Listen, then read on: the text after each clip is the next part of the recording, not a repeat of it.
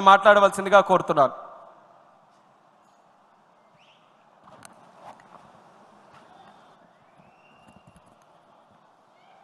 అందరికీ నమస్కారం. ఈరోజు కడప మహానాడుకు ఇచ్చేసిన తెలుగుదేశం పార్టీ కుటుంబ సభ్యులందరూ కూడా ప్రత్యేక ధన్యవాదాలు తెలియజేసుకుంటాను. నాకు ఇచ్చిన తీర్మానం కాపు సంక్షేమానికి టీడీపీ ప్రభుత్వం చేస్తున్న కృషి. ఈరోజు కాపులందరికీ నారా చంద్రబాబు గారు అంటే ఒక నమ్మకం.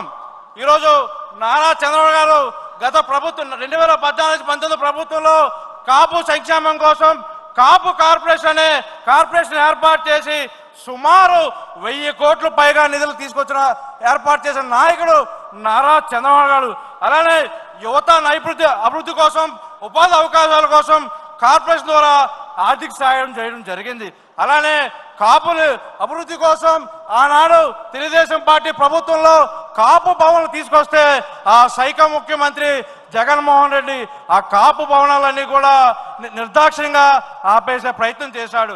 అలానే సుమారు గత ప్రభుత్వంలో వైసీపీ ప్రభుత్వంలో సుమారు 47,000 మంది కాపు కార్పొరేషన్ రుణాల కోసం అప్లై చేసుకోవడం జరిగితే అవన్నీ కూడా ఒక్క రుణం కూడా ఇవ్వకుండా మోసం చేసిన గనుడు ఈ జగన్మోహన్ రెడ్డి.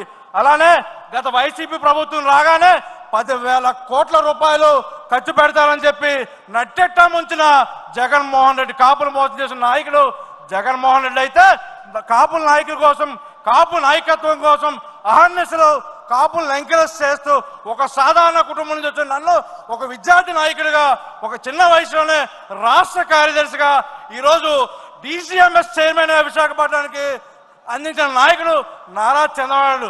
అలానే నాకు ఎప్పుడు ఎల్లప్పుడూ కాపులకి అలానే అన్నదండగా ఉన్న నాయకుడు నారా లోకేష్ గారు. ఈరోజు నారా లోకేష్ గారి కోసం ఒక విషయం చెప్పాలి. ఒక విద్యార్థి నాయకుడిగా ఉన్నప్పుడు బాలాజీ నీకేం కాదు నువ్వు ముందుకెళ్ళు అని ఒక సాధారణ ముందు నుంచి కుటుంబం నుంచి వచ్చి నన్ను కూడా ప్రోత్సహించి ఈరోజు ఒక మహానాడు సభ మీద మాట్లాడే అవకాశం కల్పించిన నాయకుడు నారా లోకేష్ గారు. అలానే మన కూటమి ప్రభుత్వం వచ్చిన తర్వాత మా కాపు జాతి అందరికి కూడా ఒక నమ్మకం ఒక ధైర్యం ఏర్పడింది. ఈ కూటమి ప్రభుత్వం రాగానే నారా చంద్రబాబు కాపుల మీద ప్రేమతో సుమారు బడ్జెట్లో 15,000 కోట్ల రూపాయలు కేటాయించడం జరిగింది. అలానే కాపు గత ప్రభుత్వంలో 2014-19లో కాపు యువకుల కోసం విదేశీ విద్య తీసుకొస్తే గత వైసీపీ ప్రభుత్వంలో అవన్నీ కూడా క్యాన్సిల్ చేసే ప్రయత్నం చేశాడు. మళ్ళీ కూటమి ప్రభుత్వం రాగానే విదేశీ విద్య కూడా త్వరలోనే ప్రారంభిస్తామని ఈ సభాముఖంగా తెలియజేస్తున్నా. ఆనాడు బ్రిటిష్ గవర్నమెంట్ కాపు రిజర్వేషన్స్ తీసుకొస్తే ఆనాటి ముఖ్యమంత్రి నేల సంజీవ్ రెడ్డి గారు తొలగించడం జరిగింది. ఆ తర్వాత కాలంలో దామోదర్ సంజీవయ్య గారు మళ్ళీ కాపు రిజర్వేషన్ పునరుద్ధరిస్తే మళ్ళీ కాసు బ్రహ్మానంద గారు ఆ కాపు రిజర్వేషన్ అన్ని కూడా క్యాన్సిల్ చేయడం జరిగింది. మన నాయకుడు నారా చంద్రబాబు గారు ఎప్పుడు కాపుల అభివృద్ధి కోసం ఉండాలని చెప్పి కాపు రిజర్వేషన్ తీసుకొస్తే గత సైకో ముఖ్యమంత్రి జగన్మోహన్ రెడ్డి కాపు రిజర్వేషన్ అన్ని కూడా క్యాన్సిల్ చేసి కాపు ద్రోహిగా ఈ జగన్మోహన్ రెడ్డి మిగిలిపోయారని ఈ సభాముఖంగా తెలియజేస్తున్నా. నాకు మీ అందరికీ ఒక విషయం తెలియజేయాలి.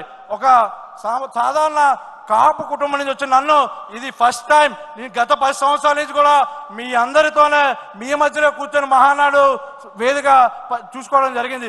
కానీ ఈనాడు ఒక సామాజిక కుటుంబం నుంచి వచ్చిన ఒక కాపు కుటుంబం నుంచి వచ్చిన నన్ను ఈరోజు వేదిక పంచుకునే ఇలాంటి మహానుభావులందరి ముందు వేదిక పంచుకునే అవకాశం కల్పించిన నారా లోకేష్ అన్నకి ప్రత్యేక ధన్యవాదాలు తెలియజేసుకుంటూ నాకు